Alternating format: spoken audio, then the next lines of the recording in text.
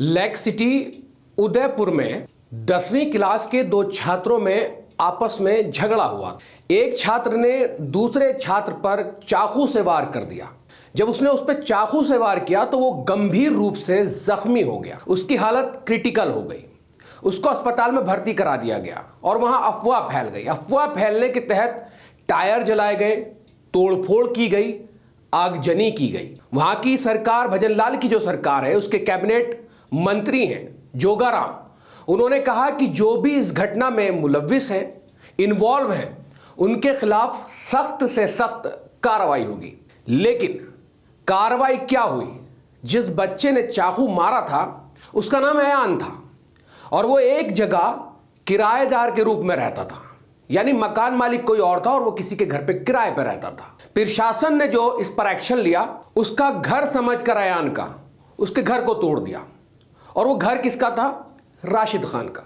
राशिद खान क्या कुछ अपने घर के बारे में बता रहे हैं, आइए सुनिए उनकी ये वीडियो। कि आपको क्या रीजन दिया प्रशासन ने, किस वजह से तोड़ रहे हैं? कोई रीजन नहीं दिया, बस खाली आगे ना बोल के आ जाओ, बाहर आ जाओ, बाहर आ जाओ, बस ये मकान के अंदर। कोई नोटिस दिया आपको पहले? वो लग रहा है साहब, लेकिन कब लगा है? सुबह की टाइम। अच्छा, पहले कोई नोटिस नहीं दिया? इन्होंने मेरे को आगे फोन पे बताया कि नोटिस लगा दिया मकान में। पहले कोई नोटिस नहीं दिया आपको? कोई नोटिस नहीं है। अच्छा, और जो बच्चा है उसके घर वाले कहाँ है? वो घर वाला बच्चा था अंदर और उसका बात भी है अंदर। आप क्या उसकी मिसेज है, मेरे कोई रिश्तेदारी नहीं है, ये किराएदार है, मतलब मकान आपका है? मकान मेरा कितने है। टाइम से रह रहे हैं आपके घर में? ये इनको हो गया 4 साल हो गया। इससे पहले एक दूसरा फैमिली रहती थी और अच्छा। अभी भी 2 फैमिली रह रही है अंदर। एक दूसरा किराएदार था बिहारी, उसको भी खाली करवा दिया मैंने सुबह। आपने प्रशासन से बात की क्या कि क्यों मेरे मकान को तोड़ा जा रहा है? अरे प्रशासन की तो आज छुट्टी है, कोई मिलने को तैयार ही नहीं है। थाने में गया, थानेदार ने कह दिया भाई ऊपर वालों से हम नहीं कर सकते।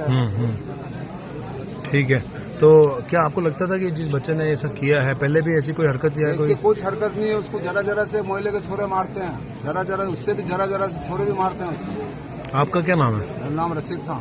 और ये जो बच्चा है अयान, इसके पापा क्या काम करते हैं? टेम्पो चलाते हैं। टेम्पो चलाते हैं। ठीक है, आप कहाँ रहते हो? मेरा मकान भिड़े में है।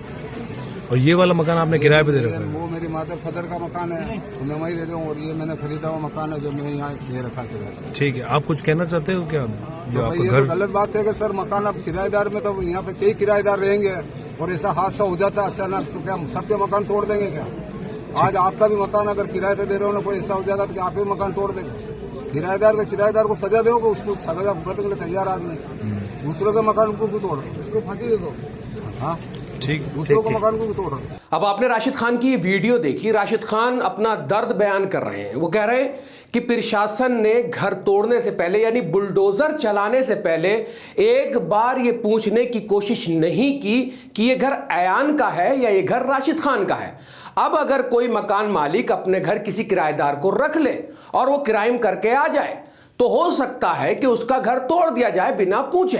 तो राशिद खान की भी यही परेशानी हुई है। राशिद खान भी पिछले 3-4 दिन से चक्कर लगा रहे हैं, लेकिन उनको इंसाफ नहीं मिल पा रहा है, क्योंकि अयान के धोखे में कहीं ना कहीं राशिद के सर से छत छीन ली गई है और उनका घर तोड़ दिया गया है। राशिद ने बताया है कि अयान के जो पिता हैं वो ऑटो चलाते हैं या टेम्पू चलाते हैं। वो इनके घर पे किराएदार रहता था और अगर कोई किराएदार को रख ले, यानी जो किराए पे रहते हैं उनको रख ले, तो क्या उसका घर तोड़ दिया जाएगा? ये बहुत सोचने समझने की बात है। आजकल बुलडोजर जो है वो बहुत एक्टिव है और किसी के भी घर पे चला दिया जाता है। तो कम से कम बुलडोजर चलाने से पहले उसके ओरिजिनल मालिक का तो पता जरूर कर लेना चाहिए। इस वीडियो में इतना ही। अगली वीडियो में फिर मुलाकात होगी। शुक्रिया।